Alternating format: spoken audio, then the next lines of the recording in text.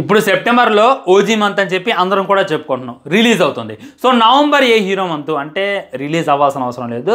ఇప్పుడు మీరు ఒక మంత్ని క్రియేట్ చేయాలన్నా, ఒక హైప్ని క్రియేట్ చేయాలన్నా కానీ మీరు రిలీజ్ డేట్ పెట్టుకోవాలి. అదే రిలీజ్ డేట్ రోజు ఖచ్చితంగా మీకు సంబంధించినటువంటి ఏదో ఒక అనౌన్స్మెంట్స్ ఇచ్చుకోవాలి, మీకు సంబంధించినటువంటి ఏదో ఒక గ్లిమ్స్ రిలీజ్ చేసుకోవాలి, సాంగ్స్ రిలీజ్ చేసుకోవాలి. కానీ నేను జస్ట్ ఫస్ట్ లుక్తోనే డామినేట్ చేసి దిగుతా అని చెప్పి ఎస్ఎస్ రాజమౌళి గారు చెప్పేస్తున్నారు. అవును, నవంబర్లో చూసుకున్నట్లయితే SSMB 29కి సంబంధించిన ఫస్ట్ లుక్ ఉంది. ఈ విషయం మీ అందరికీ తెలుసు. దీన్ని జేమ్స్ క్యామరూన్ గారు లాంచ్ చేస్తున్నారు. ఇది మీ అందరికీ తెలుసు. ఇది అవతార్కి సినిమాకి జోడించి ఇంకేదైనా చిన్న గ్లిమ్స్ లాంటిది ప్లే చేసేటటువంటి ప్లాన్ మన రాజమౌళి గారు చేస్తున్నారు. ఇది మీ అందరికీ తెలుసు. కానీ మీకు తెలియనటువంటి విషయాలు ఏంటంటే ఈ సినిమా ఎన్ని కంట్రీస్లో రిలీజ్ అవుతుందో తెలుసా? ఎన్ని సెంటర్స్లో కాదు, ఎన్ని కంట్రీస్లో రిలీజ్ అవుతుందో తెలిస్తే మీ దెమ్మైతే తిరిగిపోద్ది. రీసెంట్గా రాజమౌళి గారు ఎవరెవరినో కలిశారు, ఏదేదో ప్లాన్ చేస్తున్నారు.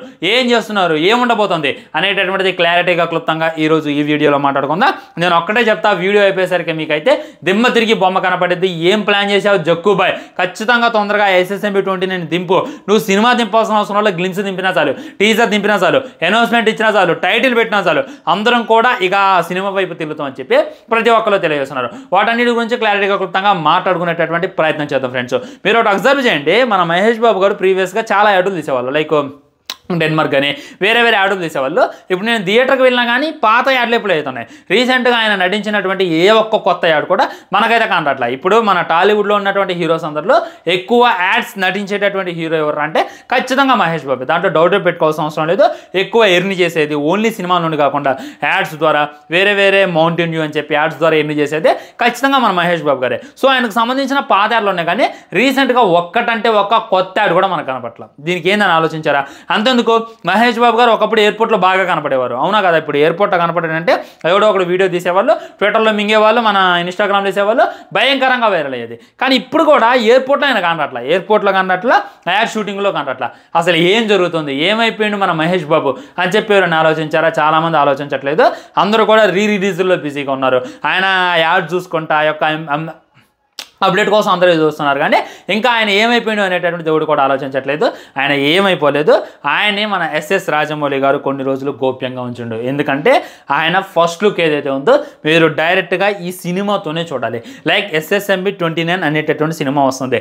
ఆ సినిమాతోనే మీరు ఆ విధమైనటువంటి ఫస్ట్ లుక్ అనేటటువంటిది చూడాలి. అంతేగాని ఇప్పుడు మన మహేష్ బాబు గారు బయటకు వచ్చే యాడ్లో నటిస్తే అదంతా కూడా రివీల్ అయిపోయింది. అది నాకు ఏమాత్రం ఇష్టం లేదు. ఖచ్చితంగా సినిమా యొక్క హైప్ తగ్గకూడదు. ఖచ్చితంగా సినిమాకు సంబంధించినటువంటి ఏ విధమైనటువంటి లుక్ బయట రాకూడదు. అంతేందుకు ఒకప్పుడు బాగా జుట్టు పెంచి, బాగా గడ్డ పెంచి అక్కడక్కడ మన మహేష్ బాబు గారు కనపడేవారు అనమాట. ఇప్పుడు అలా కూడా కనరట్లా. అండ్ ఈ మధ్య చూసుకున్నట్లే కొద్దిగా జుట్టుగా కత్తిరించిండు. ఒకసారి ఆలోచించారా? సినిమాకు సంబంధించినటువంటి ఆల్మోస్ట్ 2-3 షెడ్యూల్స్ అయిపోయినాయి. ఒక షెడ్యూల్లో ఏమో లాంగ్ హెయిర్తో షూటింగ్ చేశారంట, ఒక షెడ్యూల్ ఏమో షార్ట్ హెయిర్తో చేశారంట, ఒక షెడ్యూల్లోనేమో షర్ట్ లేకుండా షూట్ చేశారంట, ఒక షెడ్యూల్లోనేమో అల్యూమినియం లాంటి పెద్ద ఫ్యాక్టరీ కట్టారంట, ఒక షెడ్యూల్లో చూసుకున్నట్లయితే ఎక్కడో మన ఒడిస్సాలో అనుకుంటా ఫారెస్ట్లో ఒక మంచి షూట్ అయితే చేశారంట.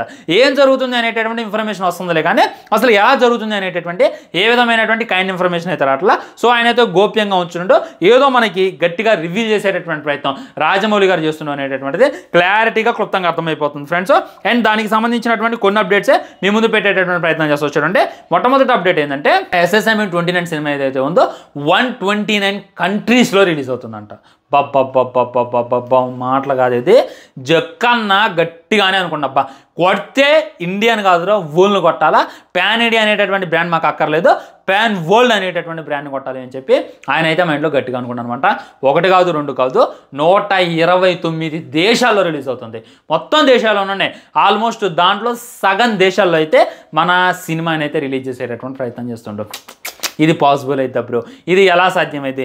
ఇప్పటిదాకా ఏ డైరెక్టర్ రిలీజ్ చేయలేదుగా అని చెప్పి మీరు అనుకోవచ్చు. ఎందుకు ఏ డైరెక్టర్ రిలీజ్ చేయలేదు? అవతార్ సినిమా లాస్ట్ టైం చూసుకున్నట్లయితే ఆల్మోస్ట్ మన 98 దేశాల్లో అంటే 98 కంట్రీస్లో రిలీజ్ అయింది. అంతకుముందు వచ్చినటువంటి ఎంగేమ్ 100 దేశాల్లో అంటే 100 దేశాల్లో అయితే 100 కంట్రీస్లో అయితే రిలీజ్ చేశారు. ఈ విధంగా హాలీవుడ్ వాళ్ళు వాళ్ళ బిజినెస్ని పెంచుకోవడానికి ఇప్పుడు వాళ్ళకి అన్ని వేల కోట్లు ఎక్కడ వస్తున్నాయి భయ్యా. చూసుకున్నట్లయితే మొన్న ఈ మధ్యన రిలీజ్ అయినటువంటి F1 సినిమా అది 10,000 కోట్లు కొట్టింది. ఎలా కొట్టింది 10,000 కోట్లు? ఓన్లీ ఇండియాలో రిలీజ్ చేస్తే కొట్టిందా? ఓన్లీ అమెరికాలో రిలీజ్ చేస్తే కొట్టిందా? వాళ్ళు అన్ని దేశాలని టార్గెట్ చేస్తారనమాట.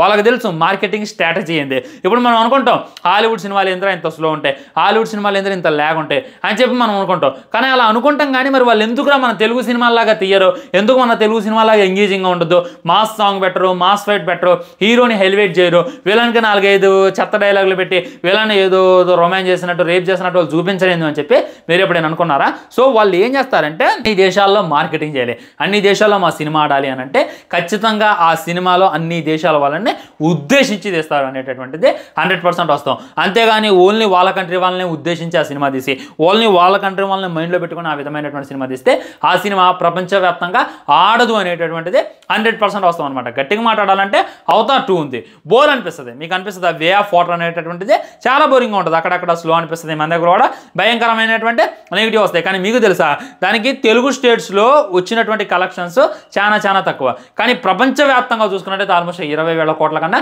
ఎక్కువగానే కొట్టింది. ఎలా కొట్టింది?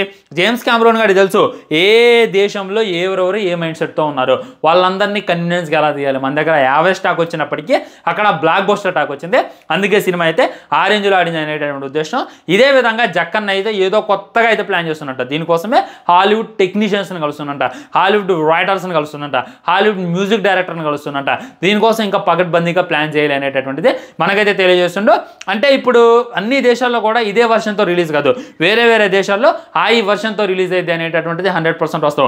ఒక్కొక్క దేశానికి తగ్గట్టు ఒక్కొక్క వర్షన్. సో మన ఇండియాలో చూసుకున్నట్లయితే అందరూ ఒకే మైండ్ సెట్తో ఉంటారు కాబట్టి మనకు తగ్గటువంటి వర్షన్తో రిలీజ్ చేసేటటువంటి ప్రయత్నం, మనకు తగ్గటువంటి లుక్ మన మహేష్ బాబు గారిని చూపిస్తారు. హాలీవుడ్లో రిలీజ్ చేసేటప్పుడు హాలీవుడ్ వర్షన్. సో అన్ని వర్షన్లు కలిపి దాంట్లో ఒక మిక్స్డ్ ఫ్రూట్ చేసి ఒక మంచి సినిమా లాంటిది బయటకు తీసి మనం ముందు పెట్టేటటువంటి ప్రయత్నం చేస్తుండో. ఇది అనమాట 120 దేశాల్లో రిలీజ్ అవుతుందంటే మామూలుగా ఉండదు. కనీసం కంట్రీకి 10 కోట్లు వేసుకోండి, కంట్రీకి. మన దేశంలో అయితే ఈజీగా 100 కోట్లు వస్తాయి, అదంతా వద్దు. కంట్రీకి 10 కోట్లు వేసి ఇంటూ 120 కొట్టండి, ఎంత వస్తాయి భయ్యా? బాబా అంచనాలకు అందదు. నేను వేసింది డే 1 సినిమా గట్టిగా ఆడితే ఈజీగా 500 నుండి 600 కొట్టేటటువంటి అవకాశం మనకైతే కళ్ళకు కట్టినట్టుగా అనిస్తుంది. అవునా కాదా? కంట్రీకి 10 కోట్లు రావా? ఈజీగా వస్తుంది. వాళ్ళు చేసేటటువంటి ప్రమోషన్స్కి జేమ్స్ కెమెరాన్ అని కలుస్తారు, హాలీవుడ్ అని కలుస్తారు, వాళ్ళందరితో కలిసి కనీసం కంట్రీకి 10, నేనైతే కంట్రీకి ఒక 100 కోట్లు 120 కంట్రీస్, కనీసం 100 కంట్రీలు వేసుకోండి. అసలు అంచనాలు కూడా ఉంటుంది మీకు, ఆల్మోస్ట్ ఎక్కడికో వెళ్ళిపోద్ది అనేటటువంటిది ఇంకా క్లారిటీగా వస్తుంది. నా గెస్సింగ్ కరెక్ట్ అయినట్టయితే డే 1 ఈజీగా ఓపెనింగే 500 కోట్లతో స్టార్ట్ అయింది, ఎండింగ్ వచ్చేసరికి ఒక 4,000 5,000 కోట్లతో ఏమైనా ఎండ్ అవ్వచ్చు. ఇంకా గట్టిగా ఉంటే 10,000 కోట్లకి వెళ్ళిపోయినా హాలీవుడ్ సినిమాని తలదనిన ఇక ఆశ్చర్యపోవాల్సిన అవసరం లేదు అని చెప్పి నాకైతే 100% అనిపిస్తుంది. ఎందుకంటే మన మహేష్ బాబు గారు ఖచ్చితంగా హాలీవుడ్ యాక్షన్ హీరోలా కనపడుతాడు. వాళ్ళకి చూడగానే నేను తెలుగు హీరో, నేను ఇండియన్ హీరో అని చెప్పి వాళ్ళకి అసలుగా అనిపిస్తుంది, చూడగానే అనిపించింది అనమాట. బాలీవుడ్ హీరో కాదురా బాబు, హాలీవుడ్ హీరోలో అసలు థార్లా ఉన్నాడు, ఒక డిఫరెంట్గా ఉన్నాడు అని చెప్పి ఖచ్చితంగా వాళ్ళకి అనిపిస్తుంది. అలా అనిపిపోతే మట్టికి ఖచ్చితంగా నాది గ్యారంటీ అనమాట. సో ఈ సినిమా అయితే 120 కంట్రీస్లో రిలీజ్ చేస్తున్నారు. స్టోరీ కూడా చాలా గొప్పగా ఉండబోతుందంట, చాలా గొప్పగా అయితే మన ఎస్ఎస్ రాజమౌళి గారు చేస్తున్నారు. ఇదంతా ఎలా ఉంటుంది అనేటటువంటిది ఇంకా కొన్ని రోజుల్లో అయితే మన ముందు ఉంటుంది. మ్యాక్సిమం ఎన్నో రోజులు లేదు, నవంబర్ ఇది చూసుకున్నట్టే సెప్టెంబర్, అక్టోబర్, నవంబర్, ఇంకా 1 మంత్ ఉంది మధ్యలో. ఈ 1 మంత్ అయిపోయిందంటే నేనైతే బాగా వెయిట్ చేస్తున్నాను. నేను సినిమా కోసం కూడా ఇంతలా వెయిట్ చేయాలా, ఓన్లీ ఫస్ట్ లుక్ కోసం రిలీజ్ చేస్తాను. అంటే మహేష్ బాబుని ఎలా చూపిస్తారు అనేటటువంటి క్యూరియాసిటీ అయితే నాకైతే పిచ్చగా ఉంది ఫ్రెండ్స్. మీకు ఎంత ఉంది అనేటటువంటి డెఫినెట్గా కింద కామెంట్ చేసేయండి. మరి జక్కన్న ఆడేటటువంటి మాస్ ఆట ఎలా ఉంటుంది అనేటటువంటిది ఇంకా కొన్ని రోజులు అర్థమవుతుంది అనమాట. సో మ్యాక్సిమం ఒక గ్లిమ్స్ అన్న అండ్ టైటిల్, అంటే సినిమాకి ఏ విధమైనటువంటి టైటిల్ పెట్టారనేటటువంటిది ఒకటి ఇస్తారు, ఇంకోటి లైక్ అంటే ఆయన ఎలా ఉన్నాడు అనేటటువంటిది చూపిస్తారని చెప్పి ఇంకా క్లారిటీగా అర్థమవుతుంది. ఇది ఫ్రెండ్స్ ఈ విధంగా అనిపించింది టాపిక్ అనేటటువంటి డెఫినెట్గా కింద కామెంట్ చేసేయండి. ఆల్రెడీ మన ఓజీ గురించి టీజర్ బ్రేక్ డౌన్ ఒక వీడియో చేస్తాను, డెఫినెట్గా వెళ్ళండి, పైన కనపడుతున్న లింక్ క్లిక్ చేయండి, ఆ వీడియో చూడండి, మీకు క్లారిటీ వస్తుంది. బాయ్ బాయ్, నమస్కారం.